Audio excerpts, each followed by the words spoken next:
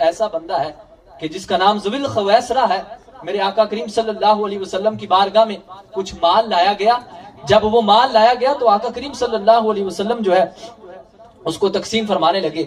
آپ نے کسی کو اتنا دے دیا، کسی کو اتنا دے دیا، کسی کو اتنا دے دیا، جس انداز سے جس لحاظ سے دینا تھا دے دیا۔ آگے سے وہ بدبخت میرے آقا کریم صلی اللہ علیہ وسلم کی بارگاہ میں بیٹھا تھا اور کہنے لگا، اے دل یا محمد صلی اللہ علیہ وسلم، اے محمد عدل کیجئے، انصاف کیجئے۔ جب یہ جملہ میرے آقا نے سنا تو چہرہ متغیر ہو گیا، حضور کا رنگ بدل گیا۔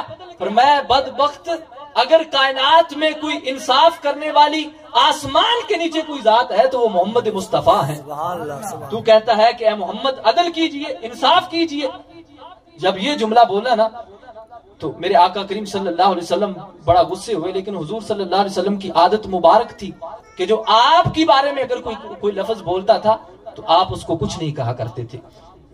کوئی گالی بھی دیتا تھا تو اس کے لیے بھی آپ جو ہے وہ دعا کر دیتے تھے، یا اللہ اسے ہدایت نصیب فرما دے۔ اب اس نے جس وقت کہا، وہ اٹھ کے گیا تو جناب سیدنا صدیق اکبر، بعض روایت میں آتا ہے کوئی صحابی کھڑے ہوئے، اس نے کیا عرض کی، آقا آپ ہمیں حکم دے، اس کا سر قلم کر دیں، اس کی مجال کیا ہوتی ہے کہ یہ میرے آقا سے کہے کہ یا رسول اللہ عدل کیجئے، یا رسول اللہ ہمیں حکم دے، ہم اس کی گردن اڑا دیں، یہ بدبخت آپ کو بات کرتا ہے۔ تو میرے آقا نے روک دیا، پھر اجازت دی، فرمایا جاؤ۔ جب گئے تو دیکھا وہ نماز پڑھ رہا تھا۔ یا رسول اللہ وہ نماز پڑھ رہا ہے، واپس آ گئے۔ ایک اور نے عرض کی، یا رسول اللہ مجھے اجازت دے، میں اس کا سر قلم کروں۔ پھر وہ گئے، دیکھا نماز پڑھ رہا ہے۔ جب بار بار صحابہ کرام گئے، نماز میں ہے، اب نماز پڑھ لی، ایک اور صحابی جاتے ہیں، دیکھا نماز پڑھ کے چلا گیا۔ تو میرے آقا کریم صلی اللہ علیہ وسلم نے فرمایا، اے میرے صحابہ اس کو چھوڑ دیں۔ کیوں؟ فرمایا اس کی نسل سے ایسی ایک قوم پیدا ہوگی، فرمایا کہ وہ قوم قرآن بڑا پڑھے گی، نمازیں اتنی پڑھے گی، فرمایا تمہیں اپنی نمازیں کم لگنا شروع ہو جائے گی کہ تم کہو کہ یار یہ تو بڑا ہی نمازی ہے۔ فرمایا بڑی نمازیں پڑھیں گے، بڑے روزے رکھیں گے، بڑے نفل و نوافل پڑھیں گے، جن کے سامنے تم اپنی عبادت کو کم جانو گے، یہ ایسی نسل اس سے پیدا ہوگی۔ اب فرمان مصطفیٰ ہے، کوئی میرا تیرا فرمان نہیں ہے، میری تیری بات نہیں ہے کہ جو بات جو ہے وہ جھوٹی ہو۔ میرے آقا کی بات قیامت تو آ سکتی ہے لیکن حضور کی بات معاذ اللہ جھوٹی نہیں ہو سکتی۔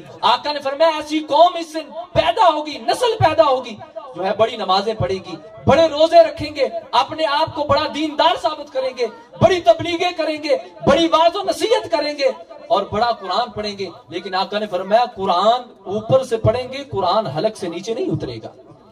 قرآن پڑھ پڑھ کے لوگوں کو گمراہ کریں گے، قرآن پڑھ پڑھ کے حضور کے عیب نکالیں گے، قرآن پڑھ پڑھ کے حضور پر تنقید کریں گے، قرآن پڑھ پڑھ کے معاذ اللہ حضور کو برا بلا کہیں گے۔ کہا قرآن پڑھیں گے حلق سے اوپر لیکن حلق سے نیچے قرآن نہیں جائے گا۔ فرمایا ایسی قوم اس سے پیدا ہوگی۔ فرمایا دین اسلام سے ایسے نکل جائیں گے جیسے جو ہے تیر جو ہے وہ شکار سے پار ہو جاتا ہے، فرمایا ایسے یہ دین سے نکل جائیں گے۔ تو آج آپ نے دیکھا ہوگا بڑے لوگ جو ہیں وہ بیٹھ کے قرآن پڑھنے والے ہوتے ہیں اور لوگ سننے والا بھی کہتا ہے یار وہ قرآن سے بات کر رہا ہے، وہ دیکھو قرآن پڑھ کے کر رہا ہے بات، لیکن پتہ نہیں ہوتا کہ قرآن پڑھ تو رہا ہے لیکن قرآن پڑھ کے بات کیا کرنا چاہیے۔